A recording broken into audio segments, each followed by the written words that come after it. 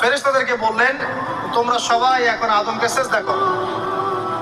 ওয়াইয কুলনা লিল মালাইকাতি ইসজুদু লিআদম। আল্লাহ পাক এবার বলছেন, আমি সমস্ত মালায়েকাকে বললাম তোমরা আদমকে সিজদা করো। ফাসাজাদু, সবাই সিজদা করলো, ইল্লা ইবলিস, ইবলিস সিজদা করলো না। কেন করলে না? ইবলিসকে বলা হচ্ছে, ইয়া ইবলিস মা মানাকা আল্লা তাসজুদা ইয আমারতুক, তোমাকে কে নিষেধ করলো সিজদা করতে ওই আদমকে যাকে আমি আদেশ করেছি?